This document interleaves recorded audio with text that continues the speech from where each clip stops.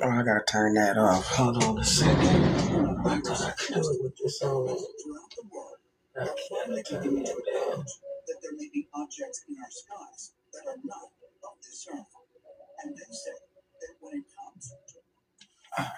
Let's turn it down.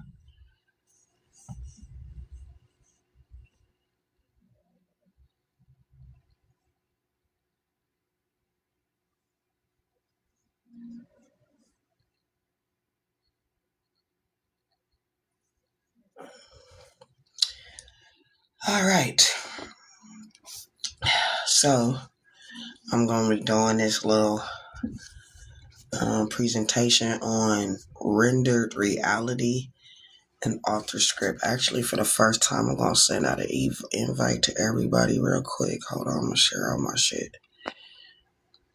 I'm gonna share my shit out. Let's see what we got here. I don't know none of these people. Ain't none of these people are interested in sharing my shit out too. So I'm not gonna share it out. Nope. I'm just going to start talking. Besides, nobody on this little list is on live.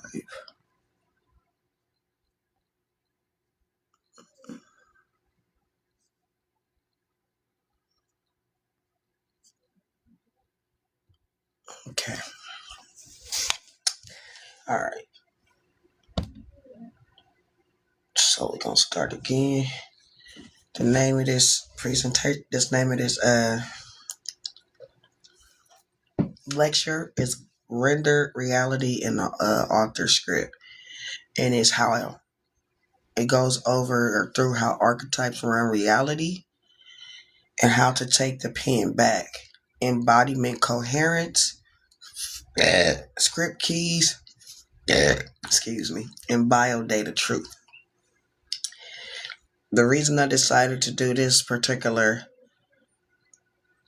lecture first is because I think that it's the most beneficial to the collective right now.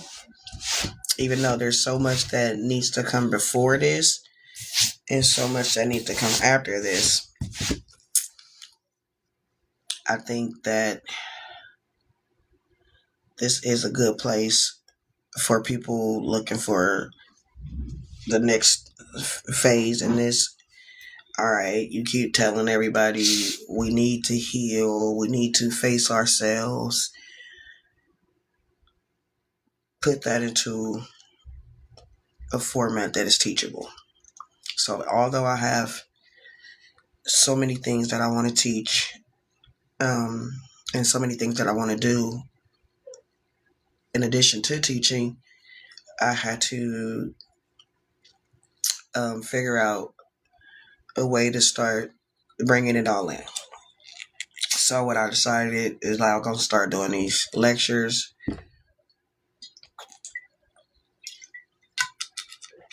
and we'll go from there. It's water, Saratoga. You owe me a deal. So, again, this is called Reality in Author Script and how archetypes run reality and how to take the pen back. So it's how to notice what's actually happening in your reality and how to take back the control over what's happening in your reality. And then I go into a little bit of teaching of embodiment coherence because I've been hearing people say a lot they want to hear more about somebody teaching about coherence.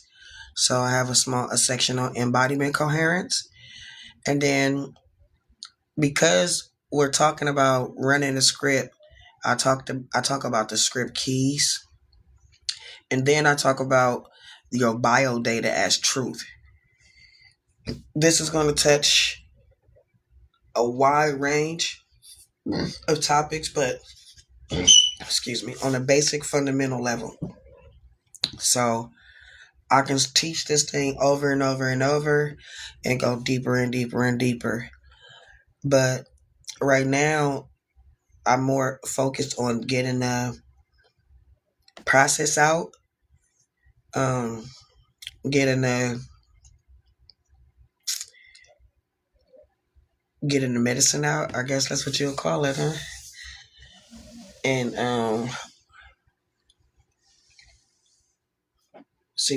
see how it builds from there.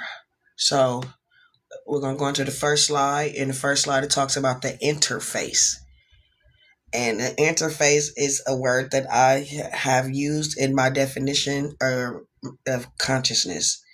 And my definition of consciousness is a self aware, coherent signal interfacing with reality.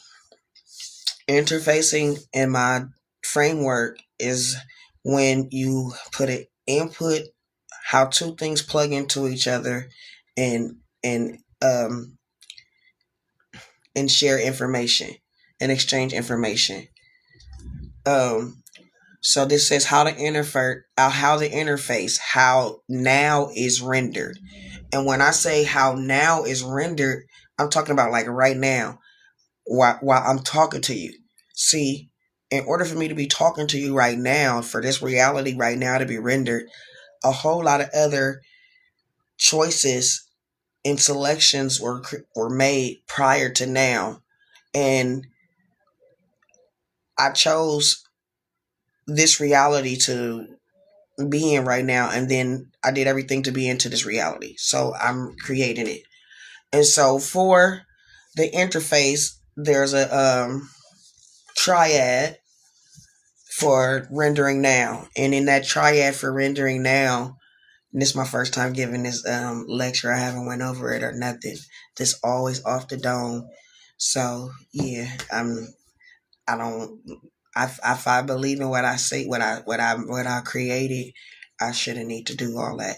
I created, boom, it's there. So, but it's it might be it might be a little yeah. So anyway, this is a triad, and the triad is the render now triad. And in the render now triad, like I said, we're rendering the reality that is happening right now. But in order for this reality right now to come into being, this is here because of decisions that I made in selecting this reality and a different reality. And that's why I say that this is very complex, but I'm going to try to keep it as basic as possible. So later on, maybe I could talk about the complexities of what I mean about understanding that aspect of the render now triad. So in the render now triad, you have perception, cultural language, and biology. I really feel like I want to stand up for this, even though I don't want y'all seeing my pants because I got to wear these pants tomorrow because I didn't do nothing today. All right. All right, boom. Let's get this zipped up. Let's turn this heater off. I don't like the background noise. All right. So I probably should turn my pink light on. We're gonna leave this light on. And try to not aim it so close to the thing. So in this interface, how now is render now triad, we have perception, cultural language, and biology.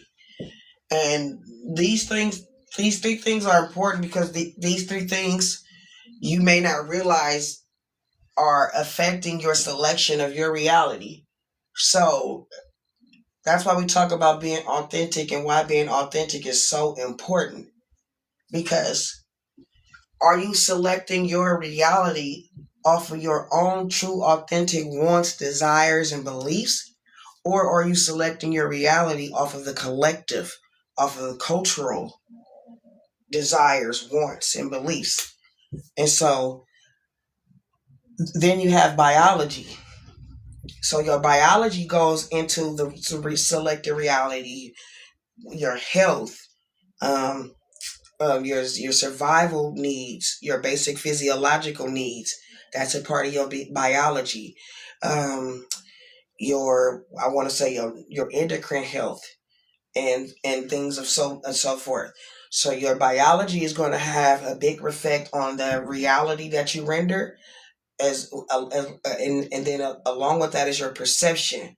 So it's the perception of how you see things. So you may see this as a container, and I may see this as a bottle. Your perception may be that this is not water, even though this is actually water. So if you didn't know what this was, and your perception was something that this was something other than water, your reality would then render based off that perception. So say you thought this was some type of adult beverage, and you would start rendering a reality in response to that. Oh, which could be judgment. Oh, look at her getting drinking an adult beverage. She must be going through something. And then you create the whole reality slips away from you, and you don't even realize it till about a week later that you went down this rabbit hole of reality because of your perception. So your perception, and then how your cultural language. How would the rest of the society see somebody like that? So your perception of how this about what this is. I'm drinking this water. You don't know it's water, but your perception of what it is. So say you perceive it as an adult beverage, then you're going to go into your cultural language. How would the rest of the culture see that? Oh, they would say that's bad. And then based on your biology, how are you coming up with that right now? Are you in a stressful state? Are you in a happy state? Are you in a depressed state? What is your mental state? What is your physiological state? Are you anxious? Are you excited? Just depending on what those things are, all those three things together, like I said, is going to render that reality. That reality, because you could be judging me and then creating a whole reality off of that choice to judge me. So, boom, that's slide one. We go to slide two. I'm gonna try to do this faster so that it's not a long video. So the core premise. The next slide is the core premise of the reality rendering and author script. So reality is experienced through an interface. As I expressed before about consciousness is being a self-aware coherent signal interfacing reality, and my definition for interfacing is two things: work in the same simulation, exchanging data, exchanging information. So reality is experienced through an interface. I pick up this bottle, right? My reality is my senses. My senses in my hand are interfacing with the electrical the electrical makeup of the bottle. The molecules of the bottle. So the senses in my hand is interacting with the molecules of the bottle and sensing touch, right? I'm interfacing with reality, sensing is touch. This is an interface with reality. Your hands is called a receptor. So your senses, your nose, your smell, your sight, those are all receptors. So they sense reality. They don't actually experience reality. So I'm interfacing with reality through touch. So I'm touching this bottle. It's exchanging data back to me. You're touching something and your mind perceives it as glass. And it feels hard and cold and round. My brain is processing all of this information so fast that it's damn near seamless. So in your reality, what you experience is just, oh, I'm holding a bottle. But this is actually beyond what actually all of the brain processes that have to happen to take place for that realization to become manifested. So I'm holding a bottle. I'm opening the bottle. Now my senses of taste, touch, and proprioception and swallow are going to come in now because I'm going to drink some of the water. Did I actually just drink some water? Or did I create an interface with reality that told me that a sensation that was created by a interface in the render An interface and a render created this reality that gave me the sensation that I was touching a bottle, opening that said bottle, and drinking contents of said bottle, and filling those bottles, those contents go down. That is interfacing with reality. So now it's rendered through mind, body, and culture. We just said this in the render now triad. That mind is rendered through mind, body, and culture. So your mind is what you perceive, how you perceive things. The culture is how does everybody else see this? What does everybody else agree this to be? This is culture, right? This bottle is blue. This is blue. So, all right, that's the culture part of it. How does culture see this? How does culture define this? So now I'm seeing things through the lens of culture. And then the last part is the body. What's happening in my body? In my anxiety, my physiological levels. Am I sitting down? Am I relaxed? Am I stressed? Am I holding up tight? Am I loose? It's so much communication comes from the body. When you talk about the primal identity, that's where a lot of that comes from. Before you could talk, you have to communicate. I wanted to address this, and I finally get a quick second. I'm gonna go over this, even though I got a long ass lecture to go through. But no matter what words you speak, it does not matter what language, what phonetics, what syntax you mean. Nothing matters but the vibration. Nothing matters but the vibration. So if the vibes is off, the vibes is off because the energy ain't matching. If the vibes is on, it's something you can trust. That's coherence. And distortion, when the vibes is off, that's distortion. When the vibes match, that's coherence. Awakening equals authorship, not escape. Oh, we're going to do a little ooh. I had just talked about this a couple of weeks ago or so, about Thanksgiving around so. And I had talked about on Matrix how Neo had to take the red pill and the blue pill. And how I had taken the red pill. And then I realized midway through getting started on my red pill journey that I didn't want to take the red pill. I wanted to take the blue pill. So somehow, somewhere, I ended up mixing the red pill and the blue pill together because I had took the red pill first. But I tried to double back and be sneaky and took the blue pill, right? So now I got the red pill and the blue pill. You feel me? Y'all got to call me red pill, blue pill. All right? So a lot of people, when they wake up, this is how you realize when people are in a certain phase of their awakening. But they're at a high level of awakening and they are awoke. But you know that they have hit a ceiling in their awakening. They have more growth is because you still want to save the world. You still think it's a world out there that needs to be saving. And the first thought in your mind should be what I just said without anything else having to go to follow that.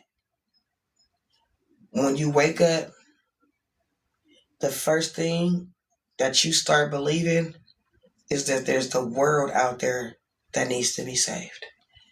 I'm not going to tell you why that's the problem right now, but I'm just telling you that's a part of it. So awakening, it equals authorship, not escape. We're not trying to escape. And that's why I decided to teach this one as the most important. As the first teaching, even though this is somewhere in the middle of my frameworks. Because right now I see everybody trying to escape. So I'm going to try my best. Did this work? Do y'all see me? Should I leave a little light on? I need a little light. I feel like Motel 6 will leave the light on. Shit, it's too dark. We got something. I got to figure out something. So I decided to do this lecture first because I feel like this is the one that's most needed right now in the collective, because so many people are teaching, and what they're teaching is escapism. And even though I know this is jumping and putting the cart before the horse, it's important right now that we at least realize that we're not in an escape. We're not in a, whatever you escape room. This is not the escape room. This is a authorship.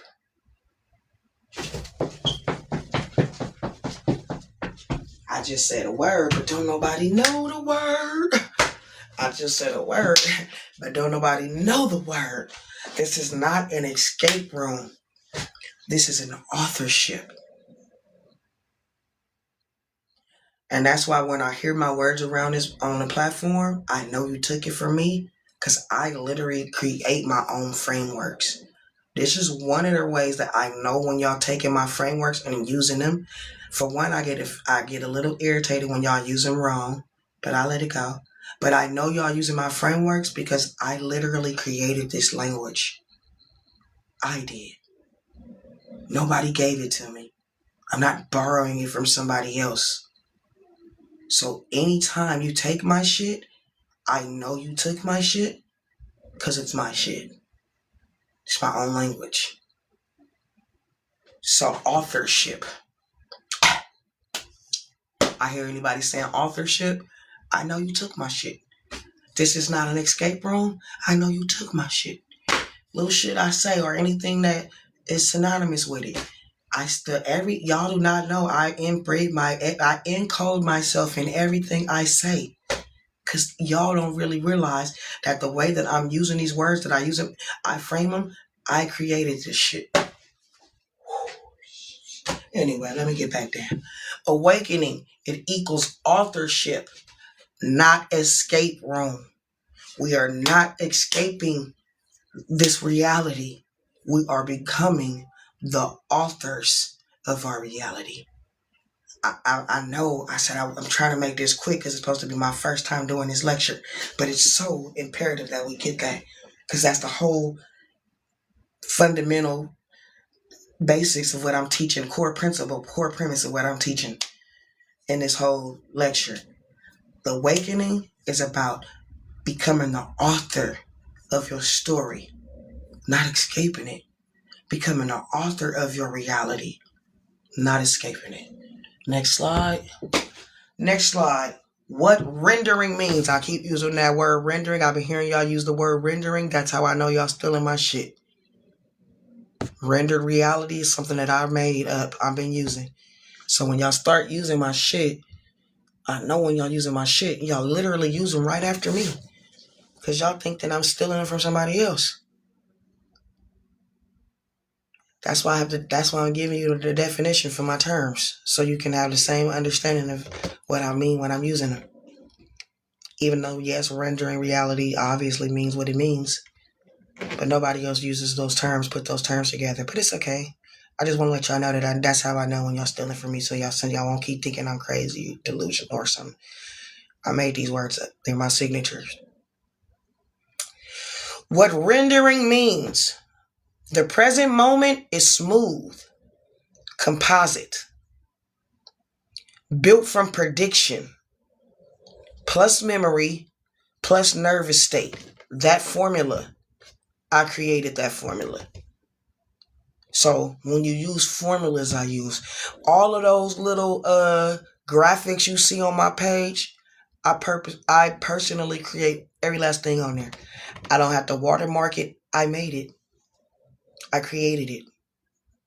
It came out of me. What rendering means. The present moment is a smooth composite. So what that means is a whole lot of pieces go together to create something that looks seamless and flowing. I'm going to say that again for rendering. The present moment is a smooth composite. That means the moment that you're experiencing right now looks smooth and seamless because you don't see all of the frames that are going together to make this reality render. Just like a movie. In order for you to see one scene I'm going to get a picture book, a flip book. If I had a flip book and I flipped through the pages of the book, like I knew, like if I knew how to flip through a flip book, and then I flipped through the flip pages of the flip book, it would create an illusion of motion. Which, if you understand what's happening right now, what you're experiencing right now, is an illusion of motion. Because your phone is rendering you a live video, which is streaming. It's a live stream, right? So a render, you can say a render is a present moment, a smooth stream. So you don't see all of the files, the pieces of data that are coming across the line so fast that this looks like a seamless live transmission. That's rendering. It's built from prediction plus memory plus nervous state. That's my formula. So what you're seeing right now is not probably actually what's even actually happening or what I'm doing. What you experience on your side is based on prediction, based on memory, and based on your nervous system state. Let's stop right there and take 5 deep breaths in and 5 deep breaths out.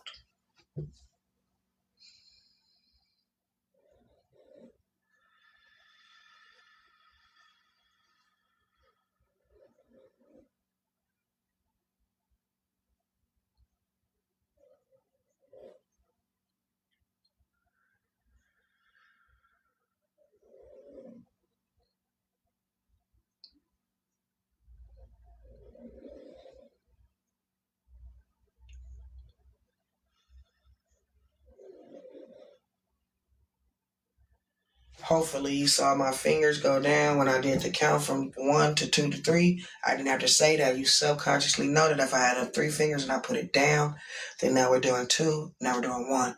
If I would have went this way, I would have went this way, it would have been a little bit more confusing. So that's how quickly my mind thought and rendered that reality.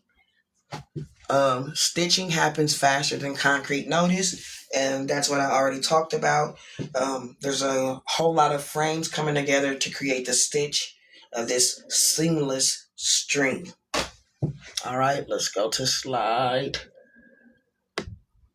6. We did 5, right? 5.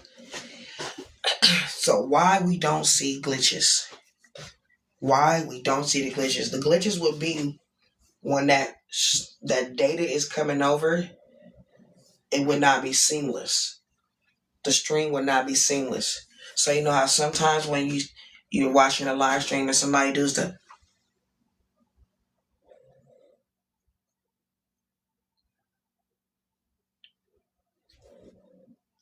when somebody live do that, that's a glitch.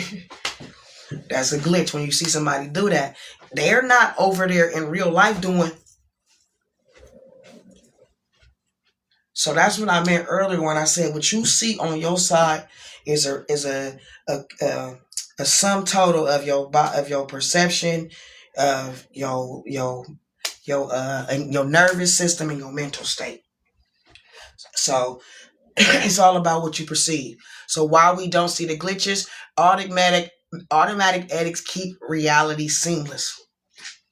So you see, like I was just saying, how that happens. It automatically buffers, what you would call a buffer. So the same way that your live stream buffers when reality glitches, your mind buffers when reality glitches. So yes, reality glitches. Sometimes you catch the glitches. Deja vu, intrinsic thoughts, intrinsic moments, feeling like you don't know where you are because I thought I was just somewhere else. I just saw myself at grandma's house. How the fuck am I at home? What the fuck? Am I tripping? I just put my keys on the desk, but I just found my keys in my pocket.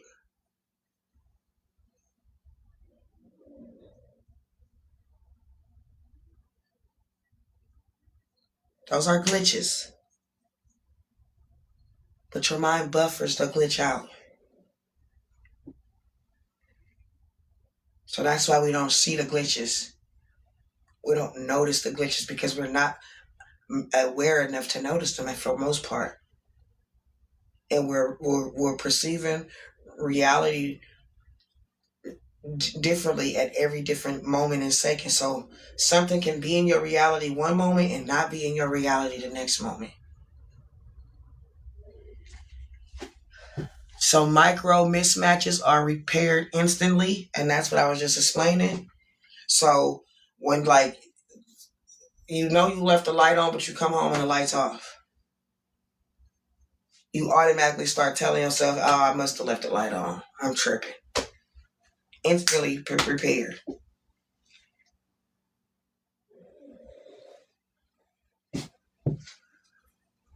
We feel the downstream cost later. Later on, you like, last time, every time I leave out, now next time I leave out, I don't hit the switch. Why am I not hitting the switch no more? Because last time the light came on by itself, but I'm not catching that because it glitched. And now I'm not hitting the switch no more when I go out. Because my mind didn't register me hitting the switch that time. But it did register the light being back on. And then my mind told me I was tripping.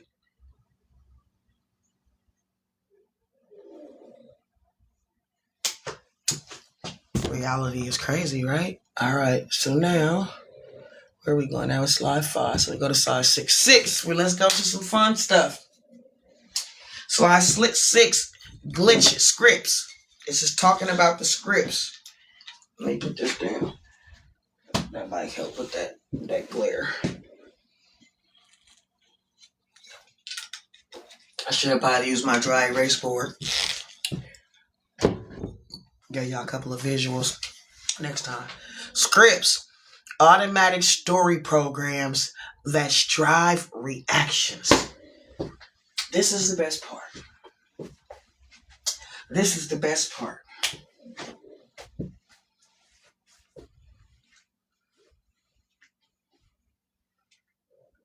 I'm going to keep it clean. Let's go with paranoia because that's the one that came in my mind. Paranoia is a script we run all the time, right? And it manifests as trust, distrust. It doesn't mean you're actually paranoid, but paranoia is a script. So, for instance, when that light gets cut on and you don't remember, and when your mind try to tell you it's okay, you don't want to run the it's okay script. Remember, telling yourself these are all scripts. So telling yourself when you find that light on, it's okay, is a script that puts everything back into place. That's taking the blue pill. Paranoia is a script that takes everything outside of you. That's the red pill. So now I left the light on. Somebody broke in my house and turned the light back on. Somebody hacked into my electrical system and cut my lights back on through my electrical system.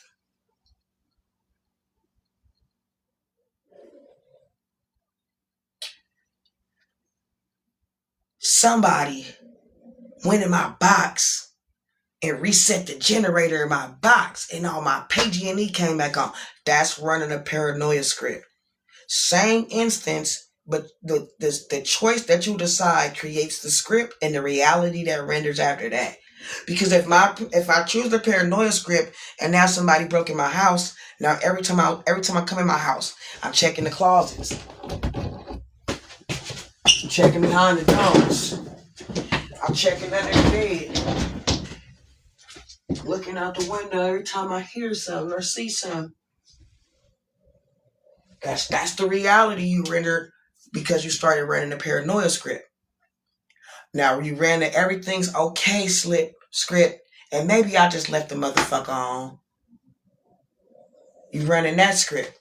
When you run into that script, it's like you get in the house, everything moves on. Everything processes as usual. So depending on what script you choose, you literally render your reality from that script. So same situation, same event. You know you turned the light off, but reality glitched. Reality glitched, and when it came home, the light was on. But you left it off. You turned it off. You don't understand that reality glitches. So the way that you created the script to explain this glitch was either everything was cool, I left it on, even though you didn't leave it on. It's a glitch. But in order for you to patch the glitch, you have to tell yourself some script. You choose the script. But whatever script you choose, you have to realize it's going to render your reality. So when you get to the point of self-awareness, to the point that you realize when the script is being selected and what script to select, you're at mastery level. When you're at the point of realizing after the script was selected and the reality was rendered, oh my God, I can make a choice right now and change my reality. And then link that reality that you're changing back to the choice. That's another level of mastery, but it's not a higher level of mastery. But it's still a level of mastery. At any rate, when you start to see the script, the rendering, and how you can have the authorship to that script and rendering, that's when you're at mastery. Even if you just notice like, oh wow, I made this decision and that's why this is happening now. A lot of us got that. We just haven't put it together. But that's another reason why we need to heal and be authentic. Because in order for you to detect the proper script you run, you gotta be real with yourself. If you're running a paranoia script, you gotta call it out. The first time you catch yourself peeking out the window,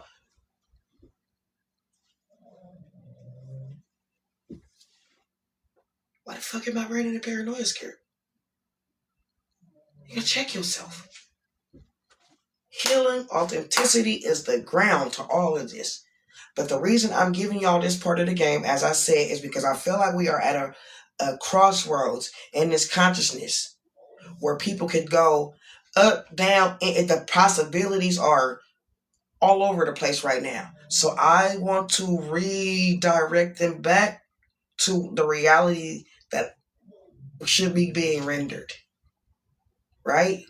So, of course, we're going to get to those more complex ideas and understanding of consciousness and reality and so forth. But right now, I just want you to understand that we're not escaping. The goal is to realize that it's a script, that you're an author, and that you don't want to escape the movie. You want to write the movie. Let's go to the next, last point. So in scripts, we got big scripts are your life arcs. So we have these little scripts, like I told you, leaving a light off, stuff like that. Bigger scripts, like why you choose your mate. Because of some pattern that you develop with your parents. Relational patterns. Big arcs like why you don't want to learn education. Why you have a despise for education. Why you have a distaste for knowledge. That's a big arc in your life. So you have to map your timeline and figure out where the fuck am I script that I glitch to start being rendering. Turn up. It's lit. Hey, take that ass. Hey, girl, get that cash. When did you render that script? When in your arc did you make the choice What choice did you make in your reality that rendered this fucking script? You got big scripts and little scripts. Your big script is, why am I shaking my ass on the pole? Why am I standing on this corner slanging, hustling? Your big scripts,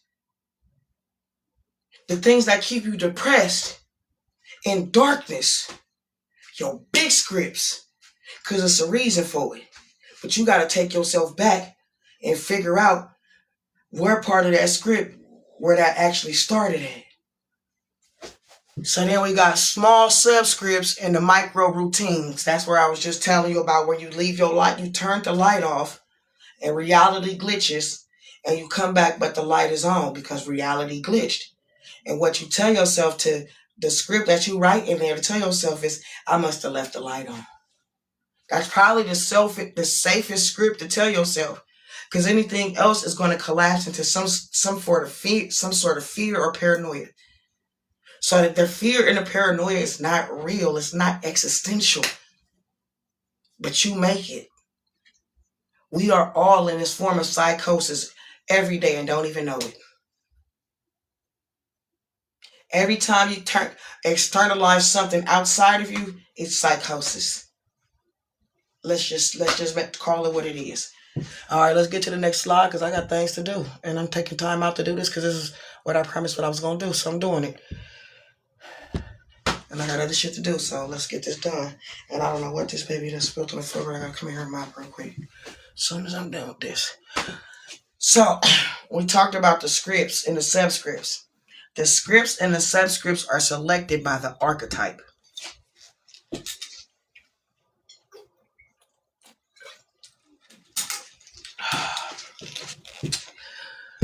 The archetypes. Script 1. So your different archetypes is warrior, healer, savior. There's so many types. I can't think of them all right now, but depending on the archetype that you're in at that moment, it's going to have a big effect on the script that you pick. And the script that you're in is going to have a big effect on the subscripts. So say you choose the warrior archetype. Savior archetype.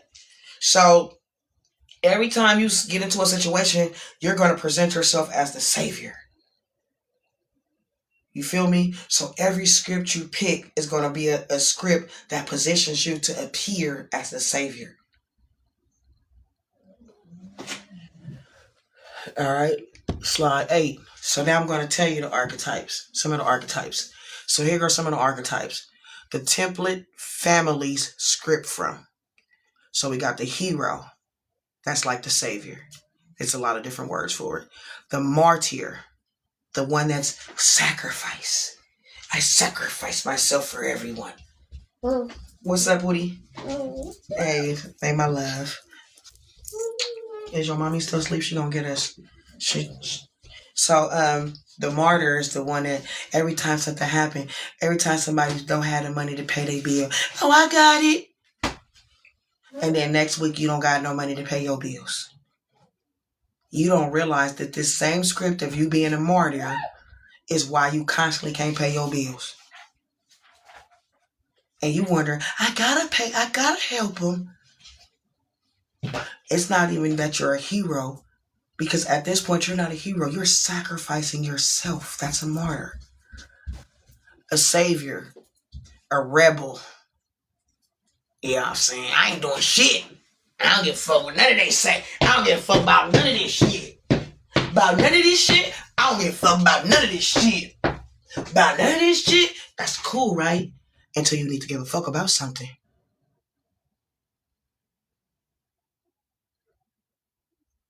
So it's okay to select your archetypes, because that's how we relate with the world. But you got to understand and recognize and be aware of when that archetype is hindering you. See, y'all call me a chameleon or multiple personalities. That's because y'all not self-aware, and that's why I don't play into that, because I know better. You're supposed to have multiple versions.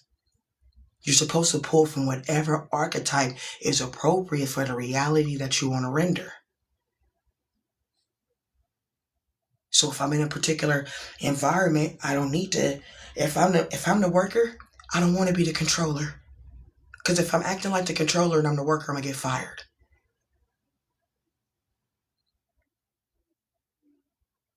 Right? Those are archetypes. Boss, worker. A lot of us get fired because we go to work acting like we're the boss. With the boss archetype. If you want to be a boss, go be a boss. You pulling the boss archetype out when you're somebody's worker, and that's gonna make the boss get you lost. So anyway, without me making my little ad-libs, I'm gonna go through the list again. The hero, the martyr, the savior, the rebel, the outsider, the freeze, and the controller. Let's talk about the outsider, the freeze, and the controller before I go to the next point in this bulletin. The outsider is the person that gets exiled and feels like, I don't need anyone, I don't want anyone. I don't want love. I don't need love. I don't care. And you play into that role and you're so lonely.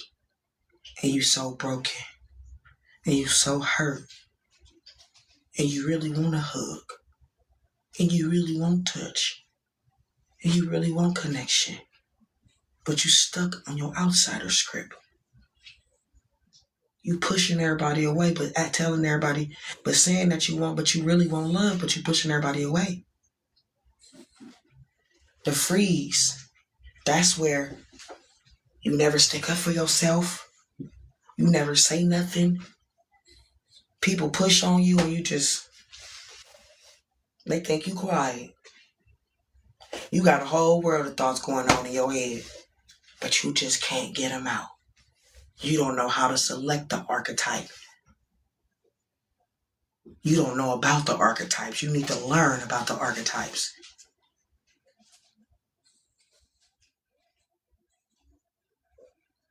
Because you don't want to freeze. And then the controller is the person that has to always be in control of everything. Everything.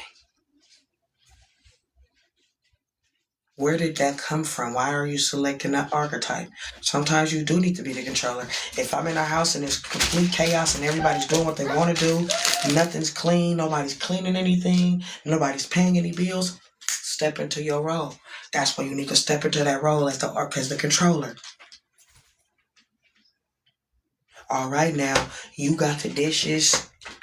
All right, I know the bathroom hard. Two of y'all hit the bathroom. Somebody do the bathtub and the toilet. Somebody do the toilet and the face bowl. Somebody mop and somebody do the floor in the tub. We got to get groceries. It's 8 of us in here. Everybody drop $40. 4 times 8, that's $320. We're going to have groceries. The PG&E bill, that's $400. Everybody drop $25, $50. The PG&E bills are paid. Somebody has to step in and be the controller, but you don't have to always be the controller.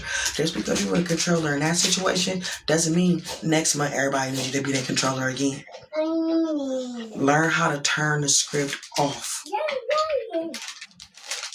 You get me in trouble. You love getting me in trouble, which is why you can't be out here with me by ourselves. Because I let you do anything. I let you do anything. And she doesn't even let me watch you anymore. Okay, anyway, the next one is conscious archetypes. It equals the tools. The unconscious archetypes equals traps. Right? So what I just told you is about knowing the archetypes. Being conscious of these archetypes is a tool. I'm in this situation. What archetype should I pull out? And just being aware of them allows your subconscious mind to pull. Boom. Pull from there. Oh, I'm in this situation. I remember that this situation pulls that archetype. But right now you don't know about the archetypes. So your subconscious mind is pulling from primal programming archetypes. So you want to be conscious of the different archetype selections, so you can be more conscious of the selections that you're choosing, of what you're selecting. All right, we're going to go to the next slide. That was slide 7, 8. We're going to go to slide 9. It's taking forever. Switch slides. All right, slide 9, subscripts. We need your diaper changed, huh? I'll be right back, okay?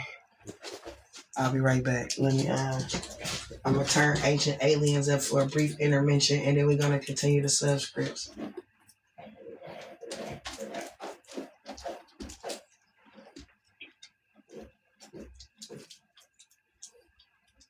That took place just a few months after Medvedev's now famous exchange with Barack Obama. On December 7th, 2012, after giving a primetime network interview in Moscow, Medvedev made remarks off stage which seemed to openly acknowledge the existence of extraterrestrials and the Russian government's efforts to keep that existence a secret.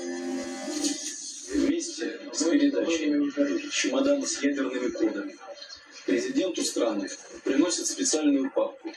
На ней написано «Совершенно секретно». И она целиком и полностью посвящена пришельцам, которые посетили нашу планету. Although most of the journalists in the room believed the Russian president's remarks to have been made in jest, there were others who were not so certain. This is one of the most dramatic statements that emanates out of Russia, and so it's fascinating. Dmitry Medvedev said, when you become president of Russia, you're given information on aliens in our country and the human groups that are monitoring them. So he was totally with straight face during all of this. Сколько их среди нас, рассказывать не буду, потому что это может вызвать панику. Here he is on film saying that there is a secret governmental cooperation occurring in the background that has the highest levels of classification to really monitor extraterrestrials that are visiting our planet. Forget all the differences. Forget ideologies. At the highest level, the two nations work together. After World War II, there was a number of UFO encounters, very important encounters. And this is a joint cooperation between our nations. Joint cooperation? Even during the tension-filled decades of the Cold War? Ancient astronaut theorists believe that not only did such a secret relationship exist, Stay away from him. began several Kill my dog, bro. as a consequence Put it down. of what they believed to be the Soviet Union's first documented UFO Go sit up there. Go get your toys. Go get your toys. Go get your car. Where your car at? Go get your car, baby. Go get your car. Go get it. I can't do nothing. You're gonna get me in trouble too. An unidentified flying object is detected. Get your car. Get Pepper. Where Pepper? Strange blaze was seen. Where your baby? Something was trapped. Go get Pepper. You want something from up there? A Russian fighter jet. I'll get you some. Don't touch my dog no more. Don't touch him no more.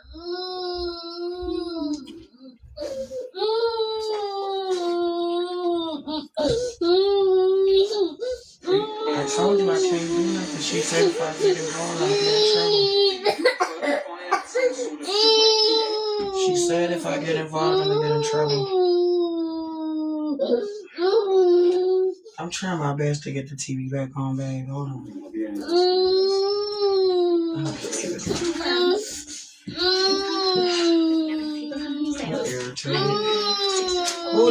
Booty. You want to watch cartoons? I'm trying to turn the TV down.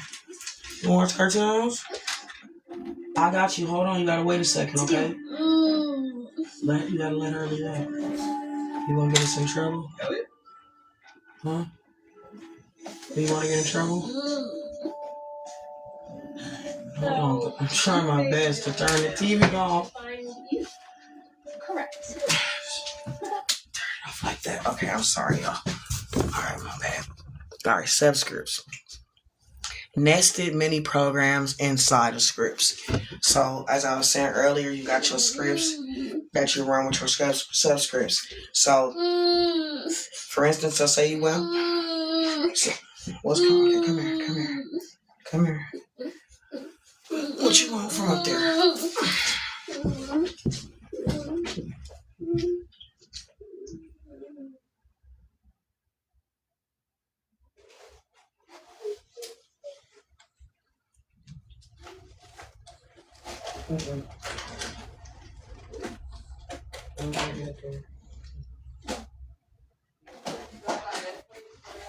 They just cut off. You can order, but I don't know how to do it because Niles has mine on his for my email. I don't have an email.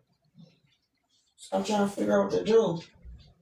I think I might I was thinking about just making an email real quick. I think they heard us watching it last night and cut it off. Come here. Come here, Cam. Okay, we're going there with her.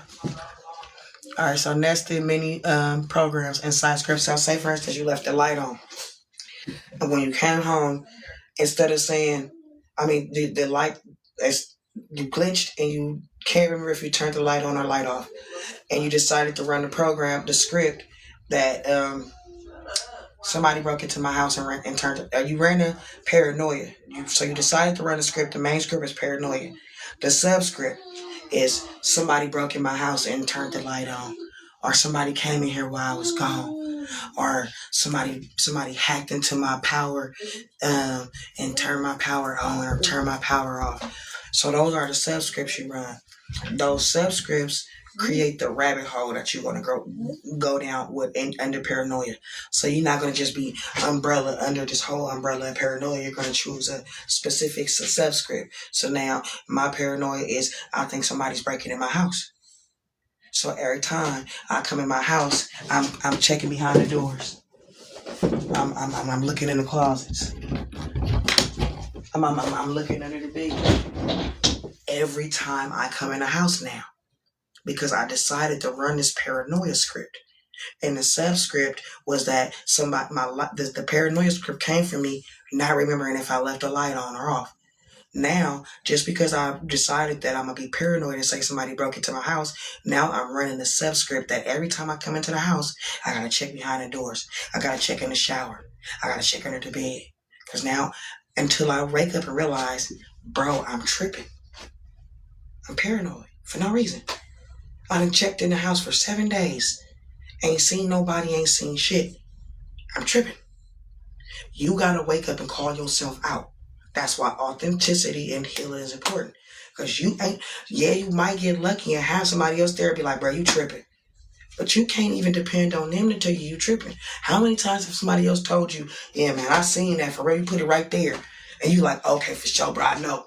And then when you found that it was where you thought you did it, you just told me you knew. So you can't always trust your witness, right? Because sometimes even your witness not even rendering the proper reality. So you have to be able to check within yourself. And that's where the coherence is going to come into play. So the next slide was, example, a martyr, a people pleaser, a over-explainer, self-neglect. That's the example I gave on here, so I'm going to go back over that. So a martyr, that's somebody that's a savior or sacrificing themselves. That's a people pleaser, right? That's another word for people pleaser. Oh, you call me a bitch, but I don't care. I don't want to ruin the vibes. No, bitch, what the fuck you mean you call me a bitch? Fuck the vibes. A lot of y'all think that that martyr, that self-sacrificing, that people pleasing, that's who you are. And if you've allowed people to write that script as your personality, as your character. Oh no, she don't say nothing back when people talk shit to her. She let people walk all over her. She would never. And you watching her. She's sitting right on the bed.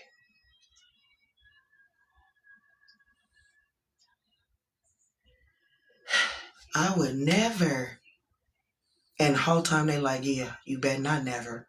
That's where a lot of narcissists play onto you, because narcissists understand these scripts. They understand the archetype, and they help you reinforce the script. This is why you gotta be aware. How you gonna go off and I just switch slides, bro? Quit playing with me. And then you gonna go off again? Come on, bro. Why you? The narcissist energy just so powerful. Look at it, just fucking up my. Look at this shit. My whole shit just went off. Come back to the world. Come back to me, girl. There we go. So, like I was saying, so you go from people pleasing to you start over explaining. Oh, it's okay. I'm not tripping that she called me a bitch. I don't be worried about when people call me a bitch. It doesn't hurt me. It doesn't affect me. It doesn't bother me. And that is self-neglect. So I just told you, from you not even realizing that you chose this script to be a savior every time you're dealing with somebody. And then you go from choosing the script to being the savior, then acting out the people pleasing, then over explaining your people pleasing into self-neglect. And you're going to run that script over and over. And people who benefit from you being in that script are going to reinforce you running that script and tell you this is who you are. You're the savior, you're the self-sacrificer. No, the fuck you ain't. That's a script. Catch yourself in the subscripts to regain control quickly. So what? I said it's okay. She called me a bitch. Hold on, wait a minute. What I mean it's okay. She called me a bitch. You know what?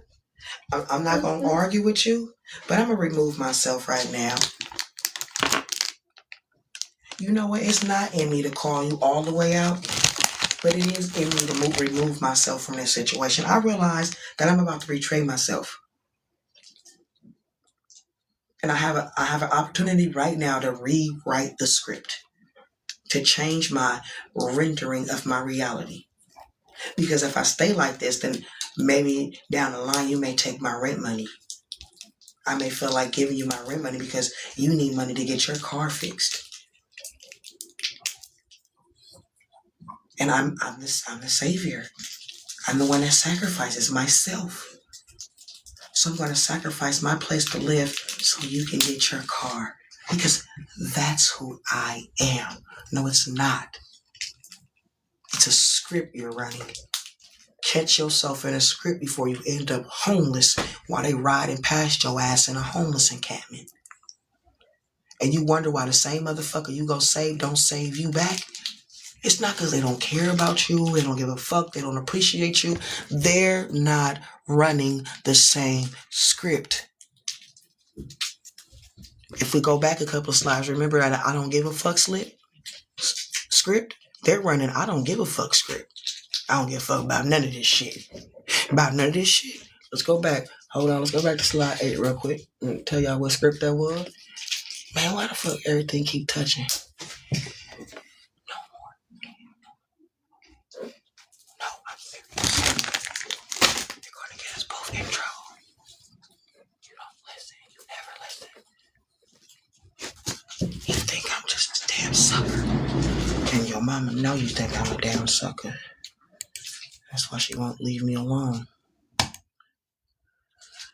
The rebel, the outsider, and the freeze and the controller. The rebel is the I don't give a fuck about none of this shit person. So while you out here running, while you're out here running your martyr script, they out here running their rebel script. So while you out here sacrificing your everything and they riding right by you, while you gave them your rent money and you sleeping on the motherfucking side of the road and they riding right by you in a car you gave up your rent, your house for them to be riding in. And you trying to understand. But how? But I don't understand. How could they just ride by me? After I'm the reason they have the car and I'm outside because of it. Self-neglect. Let's go to slide 10. The splits, the desyncing.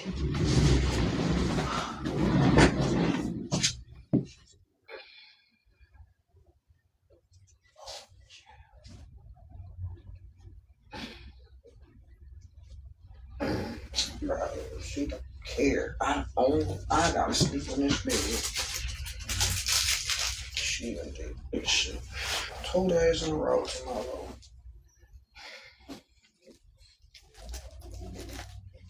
I think it's the setup. I can't even tell because she gonna get in trouble. Then I don't feel bad. And yeah, she not gonna be able to come out here no more. My bad. I gotta try to clean up a little bit of this shit my baby is doing while I'm over here talking to y'all. Alright, sorry. So splits, desyncing. So mind says one thing, your body says another. You out with your friends, right? I come up with these fast, sorry. You out with your friends, right? Y'all been out all day. Y'all got hungry. They all decide, let's go to such and such to eat. Y'all get there. They like, damn, I ain't got that much money, but fuck it, let's go. So everybody keep talking about how they don't got that much money. And you don't got no money. So your friends and they get in there, they're like, you eating? You ain't getting nothing? Nah, I ain't even hungry. Meanwhile, you crying inside, dying inside. Instead of just telling them, man, y'all want a piece of it, let me get something to eat. Give me a little bite of y'all shit. I'm hungry, but I ain't got no money. But I'm hungry nonetheless, just like y'all. I've been out here with y'all just like y'all as long as y'all been out here. The only thing different is I ain't got no money. So this how you gonna find out what script your people's running. But the point is, you're lying about being hungry when you could have spoke up. So this is what causes the split. So now you're wondering why I'm mad at my friends. When you leave your friends after that place, you become a dissent. Y'all start to dissent. Y'all start to develop this dissension between y'all. Right? I'm trying to think of the word. I'm trying to think of.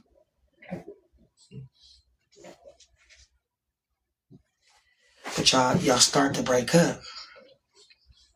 Because you chose to render a reality instead of telling the truth about how you felt. It caused a micro split in yourself. So now it's, yeah, they just let me go hungry. Fuck them, they just gonna eat in my face.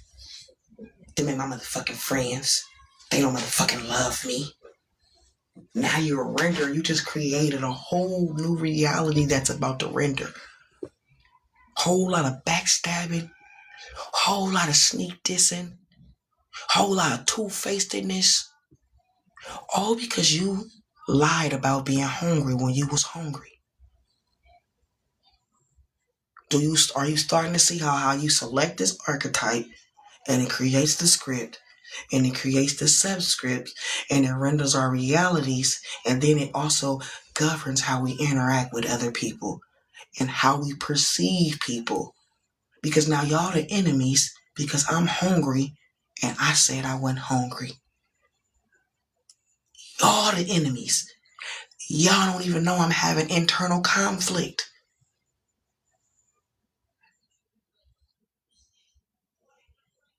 But I done made y'all the enemies in my mind. So this is the split, the desyncing. Because our friendship, our relationship was in sync before the split. The split is me not being real with myself. Remember I told you, authenticity, healing. We're going to keep going back to that. Because a whole lot of this is being real with yourself. I'm going to say that again because I know a lot of y'all can't hold that truth right now. A whole lot of your problems in your life come from you not being real with yourself. The next thing, the next part of the split is actions don't match your truth. You say, man, get that car. I'm going to help you put that shit together, man. Get that bed, bro. I'm coming over tonight helping you put it together.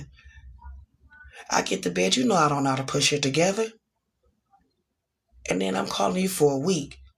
Hey, bro, you gonna come and put this bed together? Oh, yeah, I'm gonna let you know when I got time. When you got time, I'm sleeping on the floor, bruh. I told you I cared about the bed and the people was gonna come put the bed together. You told me to get this bed, you gonna help me put it together. And you know you gonna guilt me, because now you know your actions didn't match your truth. Right, I ain't tell you to get that bed. You got that bed because you wanted to get that bed. I ain't had nothing to do with you getting that bed. Don't try to put this on me.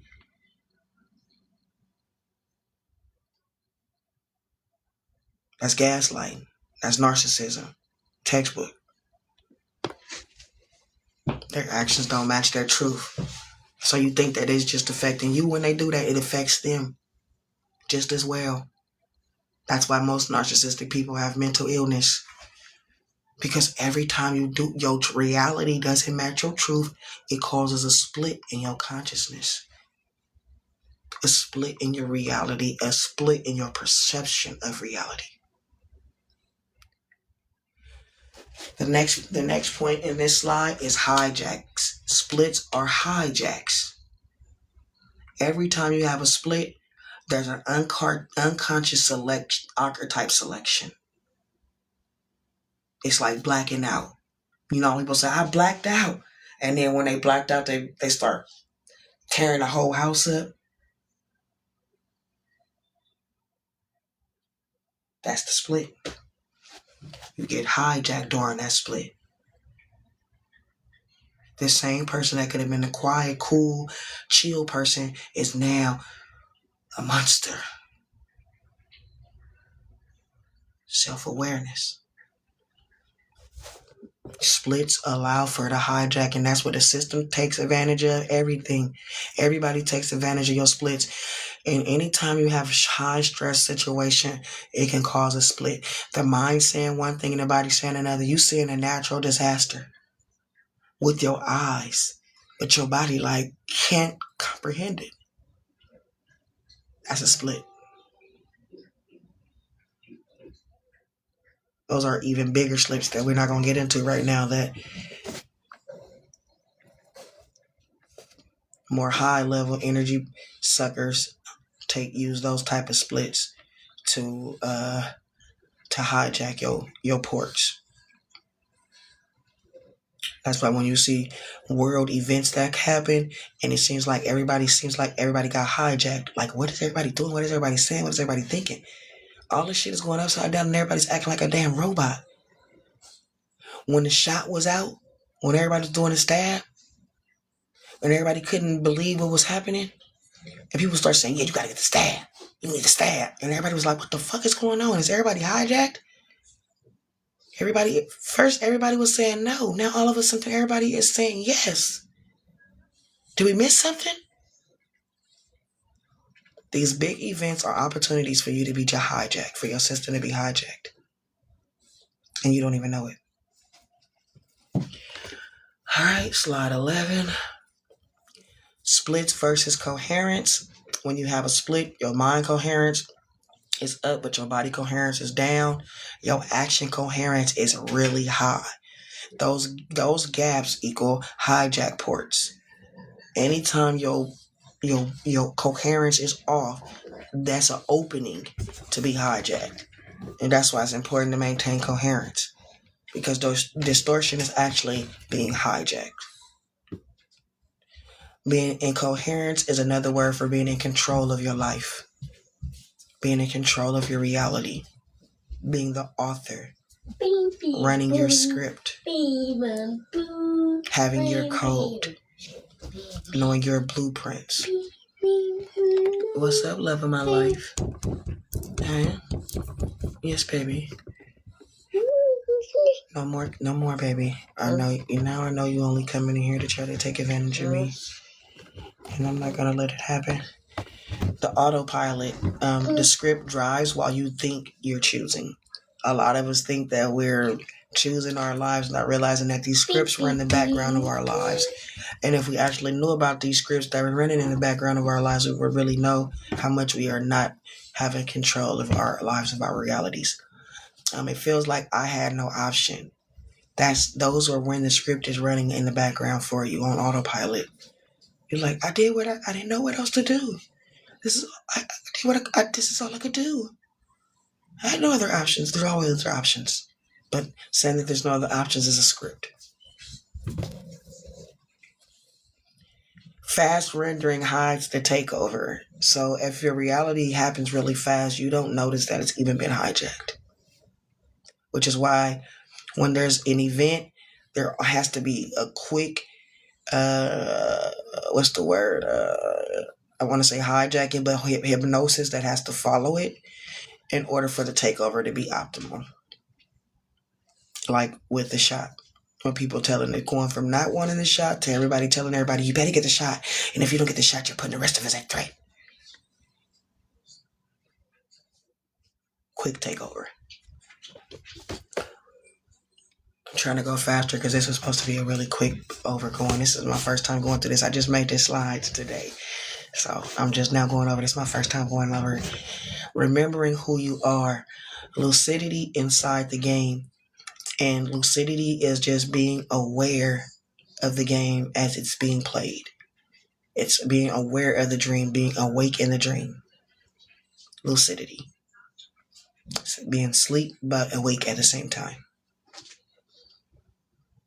Oh, I'm playing? Realize you're in this game. And stop being in the game and start playing the game.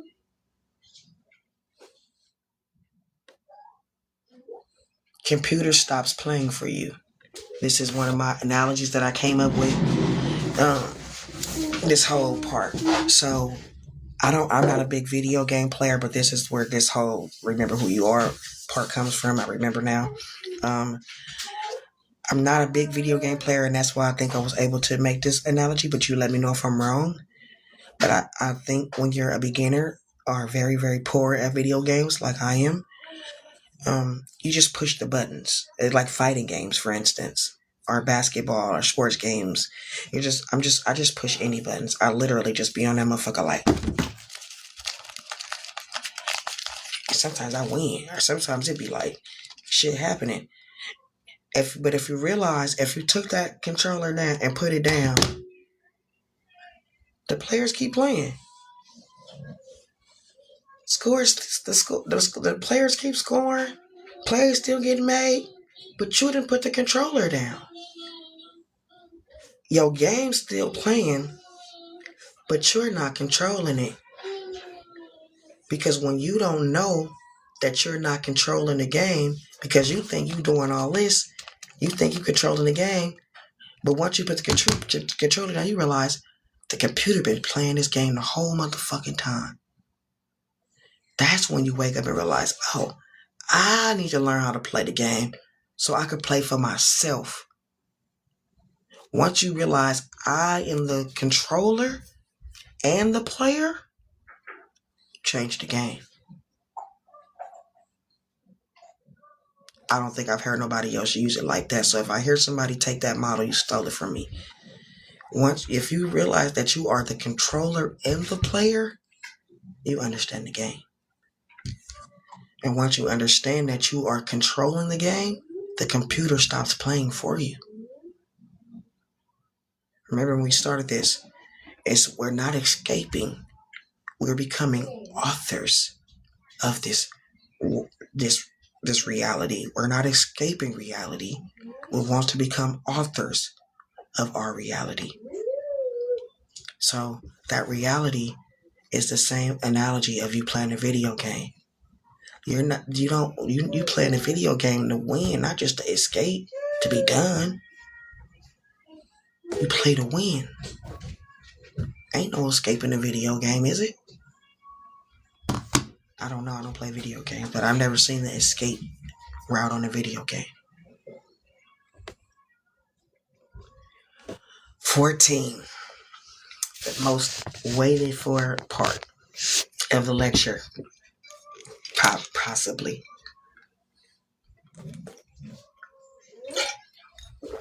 Embodiment coherence. Embodiment coherence. Coherence is the buzzword.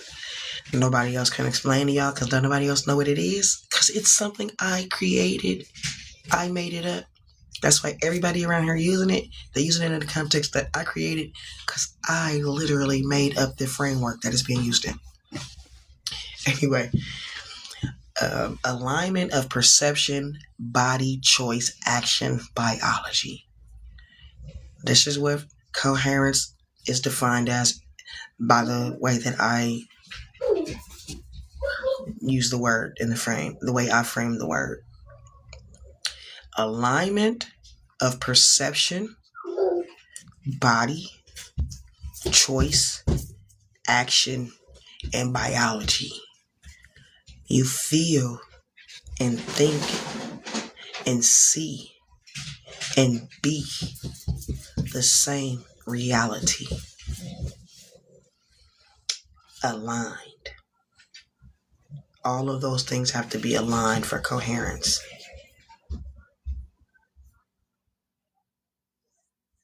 Coherence remove the hijack access. Because I told you the hijacking comes in distortion. And in coherence, you cannot be hijacked. Emmy. Huh, baby? Because your mind is not saying one thing and your body's saying one thing. You're not saying one thing and doing another one thing. The splits allow for the hijacking. Coherence decreases opportunities for splits or makes splits more seamless where you fill in the split. You can have that last one and that's it. You fill in the splits with more coherent data. You don't exit scripts. You author them. You don't exit a script. You author it. So as I was speaking about how you noticed you did all these different scripts that you're running and you notice you're in a script, you don't start trying to run an exit script. There is no exit script. The exit script is just another script. If I could give you an example. I did not. She just found that one in there. It ain't even no more left. And you couldn't wait to go in there and short to make it seem like I gave you some candy. I should have just threw it away. Get off there if I could clean that off. You don't exit the scripts, you author them. You're not trying to run away from the script. You're not, when you find out that you're running a script, you're not trying to run an exit script. Because imagine if you were running an exit script, it would look like this. Imagine that every time I turn around in this chair, I'm going through an exit door. This is you running your exit script.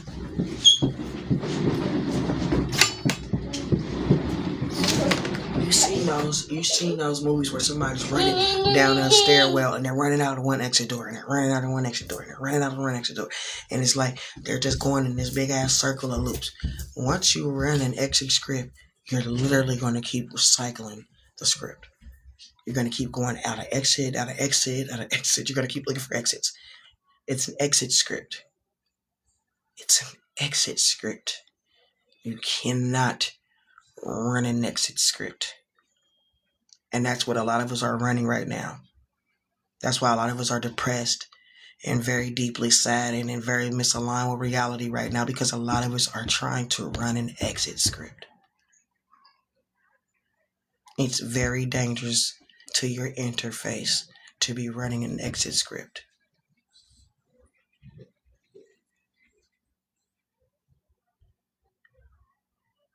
And then you wonder why you're sick and all kind of other shit.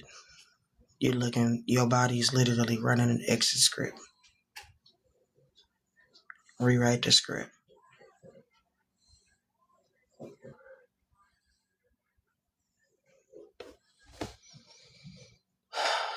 All right, next slide. Make sure I didn't miss that one. Blood equals biodata. You live a biochemical telemetry. Your live biochemical telemetry, which means that you're sending biochemical signals through the air all the time, like telepathy, telemetry, measurable biochemical signals. They show stress, they show hormones, inflammation, nutrients, immunity. like those Fitbits people be wearing. The crazy thing is, if you notice, you hear that what's her fucking name? Sabrina Wallace talking about that a lot right now. If you really want to know more about that, go follow her. I've actually heard her talking a lot about that. Not in the same context that I'm talking about it in, but I believe this is where she's going with it. But she's talking about it only on the aspects of telemetry and Fitbits and shit like that, and electromagnetic fields, and explaining how the electromagnetic field is an organ, or I think something like that. So anyway, it's your body keeps receipts, and those receipts are kept in your blood. The blood, by the blood. It's the blood. I tell you, it's the blood. Covered in the blood. A blood draw as an interface port. So the needle equals the firewire card. Let's use this. This is my mouse. The computer is the body. This is the needle. I plug the needle into the port, your vein. Now, as I have my needle in your vein, I can use my mouse. I plug my needle into your vein and it's an interface. Oops, where do I miss the skip slides? Okay. Nope, 16. All right, so your tubes equal your file formats.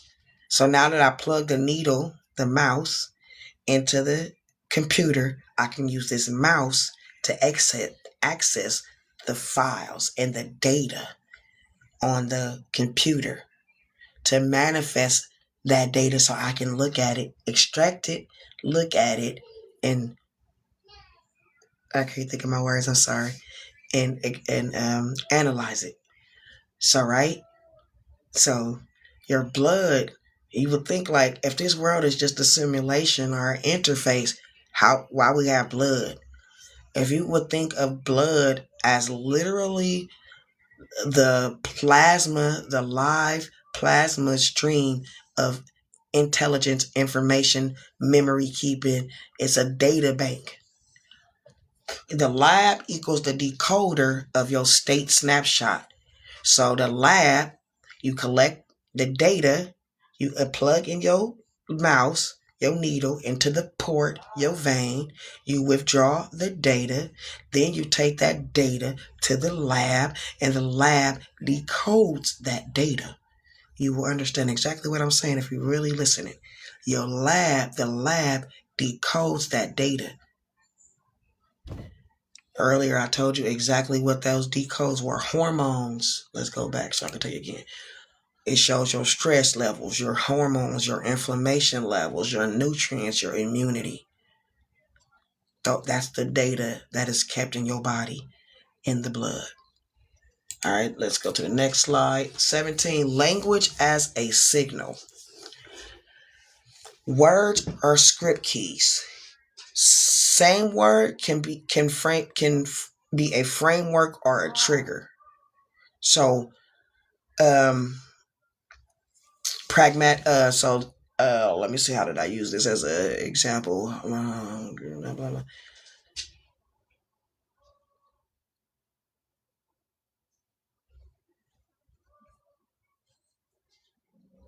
So let's just go with paranoia because it's still in my mind. So paranoia could be a framework, and it's the way that you frame things, or it could just be a trigger, right? So it doesn't have to be the way that you live off of your paranoia. It's just a trigger. Now, if paranoia was your framework, everything that you would do would be based off this framework of I'm paranoid, as opposed to being triggered into paranoia. I'm not always paranoid. Paranoia is not my normal disposition. But if I get triggered by certain scripts, then that script is going to trigger a paranoia script. The pragmatic framing reduces misrouting. So when you use pragmatic, it usually meaning the correct word in the correct way at the correct time in the correct context. When you use that correct language, it opens up Yes. No, no, no more. No. No. No. Trying to finesse me in trouble all night. I'm tired of getting in trouble. Slide 18, simulation versus interface. So that's what I meant earlier about a fork that could either be used as a framework or a trigger. When you use the word simulation, it could trigger some people into thinking that you mean that the world is not real, that it's fake. Or in a bigger framework, it could mean that the world is an interface of reality. So it's based off what the cultural understanding of the word is, how your nervous system is plugged in if it gets triggered or not, and it marks the layer of consciousness you on based on if you see the word as a trigger or if you can perceive it from the view of a framework. So a word like simulation, if every time somebody says simulation and the only thing that comes to your mind is fake reality, it shows me what level you're on. Because somebody with a higher level of consciousness would see the word simulation as a part of a framework, not as a trigger. All right, we're getting there. Oops, why is this happening?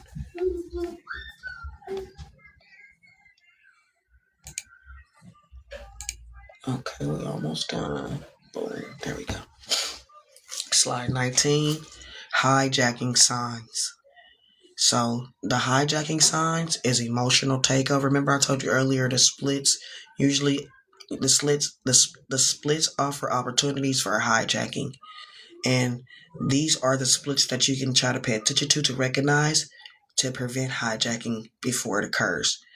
Emotional takeover. So when someone sees you crying or distraught, any extreme or pungent emotion, they can use that as an opportunity to hijack you.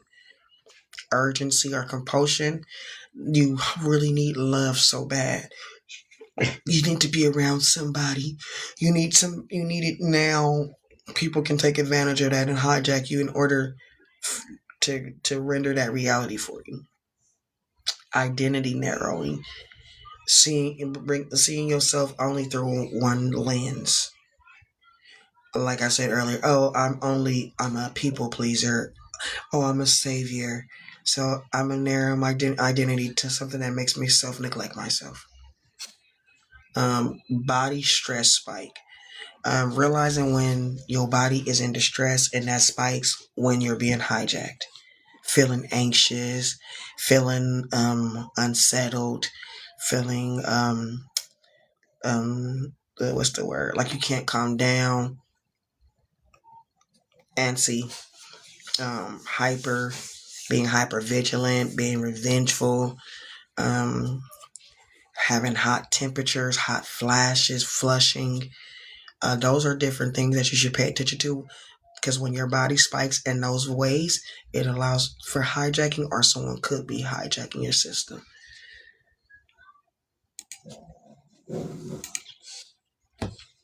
Slide 20, authorship signs.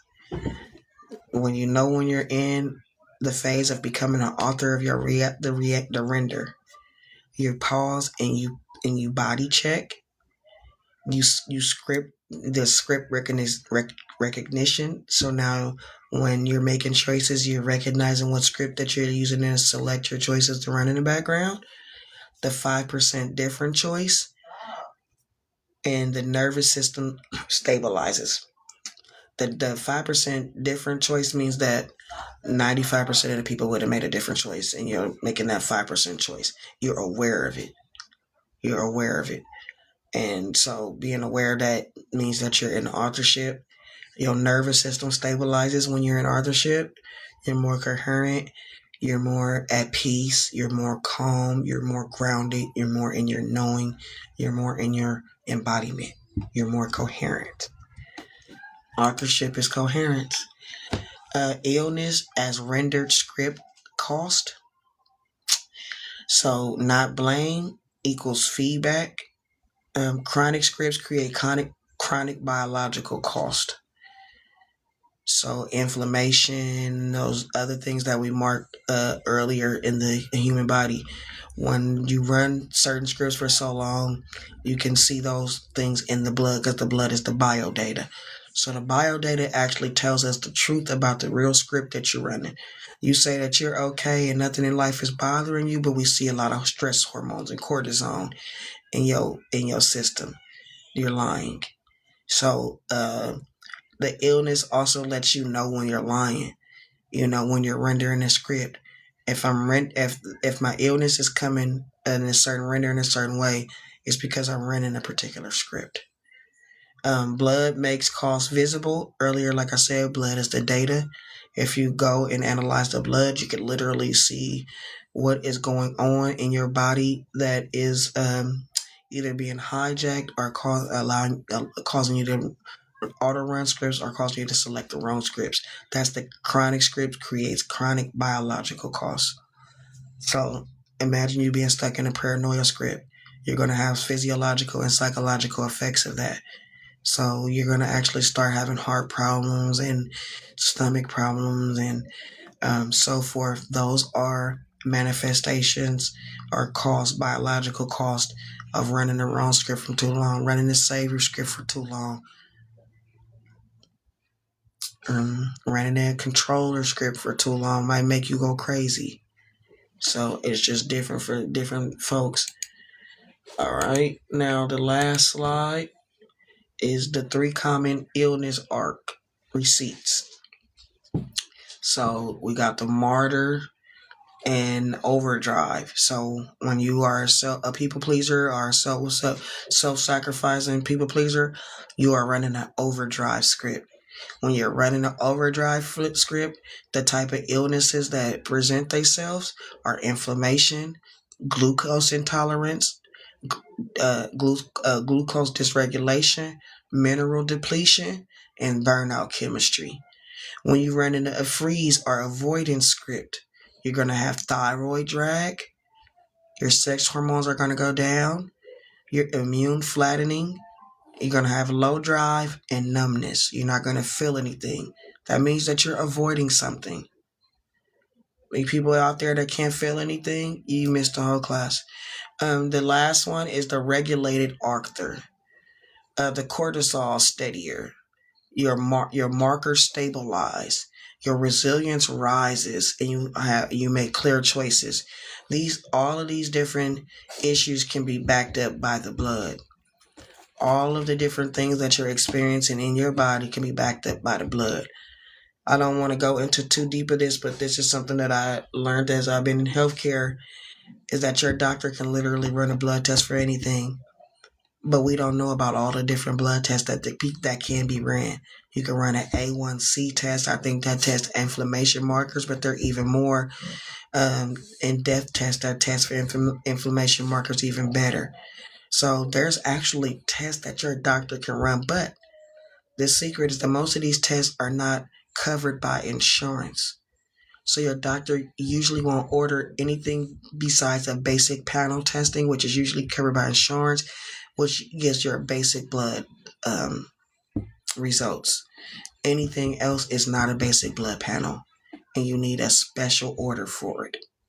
And it's usually expensive. Blood tests can be $500 and up. But if you really want to know the truth about what's going on with you, going on with your health, blood is really in your blood.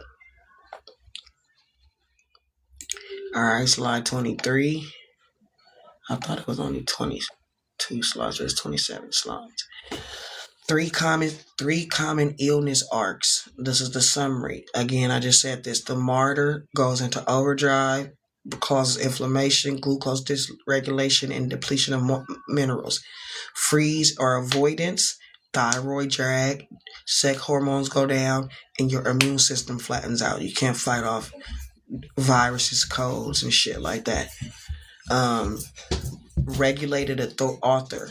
This means when you're no longer being hijacked and your system is running with coherence. You got steadier. This is Milsa Mama. Hey baby. Steadier cortisol and your markers stabilize. That means all your markers stabilize. Hold on, baby. Hold on, mamas. Slide 24, culture and economy. Society sells scripts. So a fear script or a script of it's better to not deal with it. Just go to the mall and shop. Oh, you just need to eat a tub of ice cream. These are scripts that are run by corporations to keep you spending money and instead of dealing with your issues. So you really need to sit down and think about what caused you to do a certain thing, but instead you go shopping. And the shopping gives you a temporary sense of relief, but it doesn't do anything for the actual problem. But corporations benefit from this. Yeah, you missed all the rest. Corporations benefit extremely from this. So that's why corporations want to keep us asleep, want to keep us running these scripts, want to keep us unconscious of these archetypes that are running our reality behind the scenes. The predictable people are profitable, which is why somebody like me who's unpredictable is what they consider a threat to the system. The system has a nervous system just like ours. So the nervous system considers unpredictability a threat, just like your nervous system does. So that doesn't mean it's a threat. It's just that the nervous system is going to perceive it as a threat. So predictable people are profitable because they're no threat. We know that you're going to spend your money every time you get sad. We know every time you get happy, you're going to go spend money. We know every time you feel lonely, you're going to go spend money. This is a predictable pattern. So let's keep people in these patterns that we can predict that will keep them consumers. Authorship is spiritual plus economic freedom. So when you become an author, it's no longer I need to have this to look a certain way, or I need to be spending money to be perceived a certain way, or I need to have certain things to be perceived a certain way, or I need to buy things to make me feel better, or buying things will make me feel better. Oh, or if I only had that, I would be happy. Authorship is freedom from those beliefs.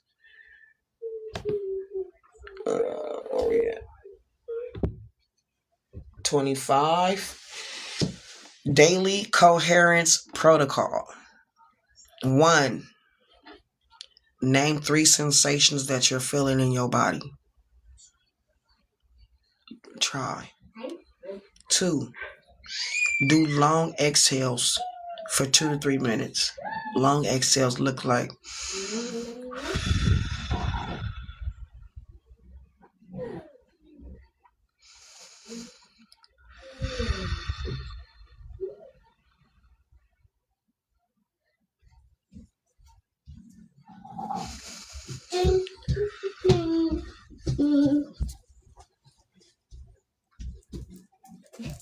put you to sleep. 3. Act micro authored action. 1 micro authored action. So if you notice you're running a script, make a choice in that script. All right, I'm paranoid. I'm running a paranoia script. Everything in me is telling me to look out that window to check and see somebody looking. I'm going to write the script. Ain't nobody looking at me. I'm not getting up and looking out that window. Keep doing what I'm doing. It's going to literally render your reality one reel at a time to a new reality. 4, act in your body. So now I'm saying there's nothing outside to be scared of. I gotta hold that in my body. I can't be sitting here acting paranoid, shaking in my body, getting chills, getting cold and shit. But I'm telling myself ain't nobody out there. No, ain't nobody out there. When nobody out there, you relax. Chill, ain't nobody out there. When you scared, when you fear, ain't nobody out there. I ain't gotta worry about nothing. And ain't nobody out there. I'm tripping like a motherfucker. So your body understands when you're telling the truth or not. Even your body perceives what you're really believing before you even think it. Your body expresses before it thinks. And your subconscious mind picks up those body expressions. So it knows you're lying to you. This is why you got to learn how to be authentic and heal. Because your body knows you're lying to you. And lying to yourself is another script. You got to track the shift. So just to track the shift, like I was just telling you, I told myself ain't shit outside that window. I sat here, I chilled and kept doing my work. I noticed an hour later, I wasn't tripping. I wasn't thinking about that shit no more. Wow, that's a shift. So all I gotta do is ignore that shit, ignore the script, and then that part of my reality disappears. What are you doing? She just ran out of here. No. She was just in here. She just ran out of here. The slide 26. What's wrong, baby? It's okay. Okay. No, we're not that friends. You're not getting me in trouble. Transmission without casting pearls. It's just, I made this from the old scripture where Jesus says, don't cast your pearls before swine. And it's because you're offering signal, but you can't force timing, right? Just because you give this message out doesn't mean somebody is in the right signal to receive it. And if you notice somebody's not in the right signal to receive something, why even give it to them? Why waste your time? So a lot of times people would think like, oh, I think I'm who the fuck I think I am to decide what I'm going to give, who I'm going to give it to, when I'm going to give it. I'm the carrier of the signal, bitch.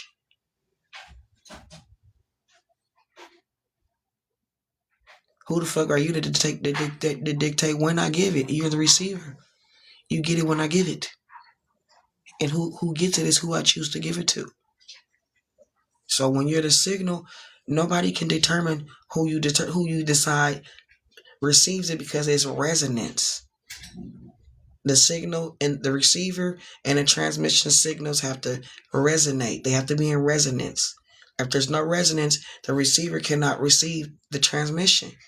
That's why if I'm talking high level, then only certain people in this community are going to be able to receive my signal.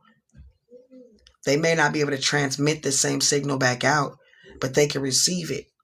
And then they can transmit what they've received in their transmission to other people who can receive from them.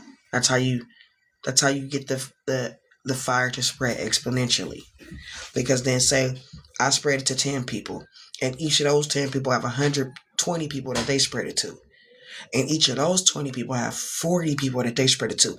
Yes, each time it's getting spread, it's getting watered down, but it's still fundamentally being spread around.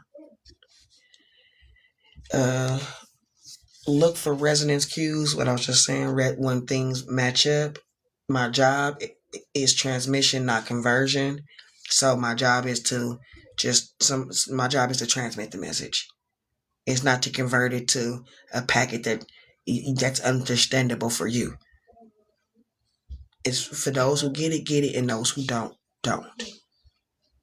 I'm not here to cast. So if you don't get it, don't feel a certain way that, oh, I'm not getting it. You just moving along. This wasn't for you. This level of the message wasn't for you.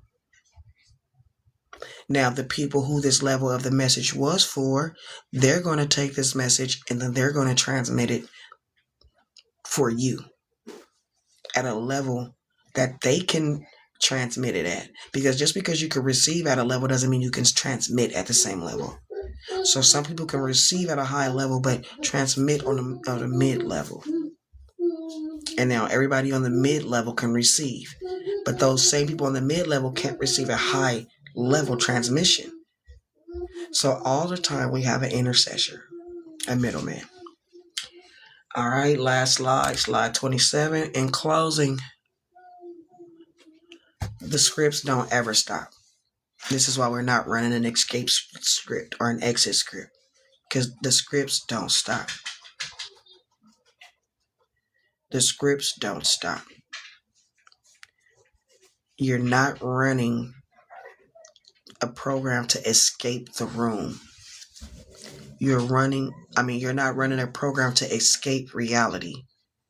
You're running a program that makes you the author of reality. Two different frames. If you're framing your reality in escape, you're going to be living in a render escape reality.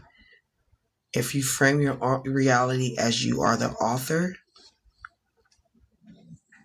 you become in control of the script that you're running.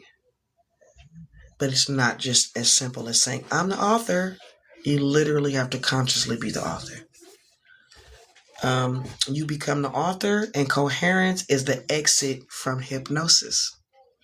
I think I talked about this being a part of hypnosis earlier, and coherence is the exit from the system, from the matrix. Embodiment is the exit from the matrix. If you really want to escape the matrix and get back to your reality, embodiment, coherence, it's the way out. So again, I hope that this lecture helps a lot of people.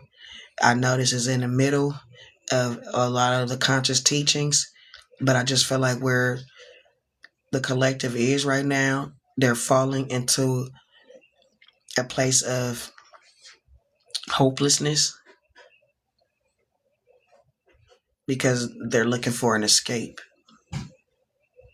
So I think in order for us to start realizing that we need to start working on the healing and become authentic, we first need to realize that, again, this is not an escape room. We're not here to escape. We're here to integrate. Stop looking for an escape script and run an integrate script. So now from here on out, I can go back and try to start teaching from the beginning, because I feel like right now I'm giving people somewhere to start. I will upload this whole entire lecture on my YouTube channel. I will be uploading all of my lectures that I go on here. I will upload all of them on my YouTube channel, so they'll be accessible again. And at some points, if there is time prevails or it becomes necessary or a high demand, I will go over lectures again. But yes, this lecture is called Rendered Reality and Authorship Scripts, I believe. And you should be able to find it on YouTube. I will upload this one tonight, just for y'all. I'll do it tonight, so y'all can go watch it and check up on it. All right, so I gotta end this stream so that I don't have to do no editing on the live stream. I'll be back.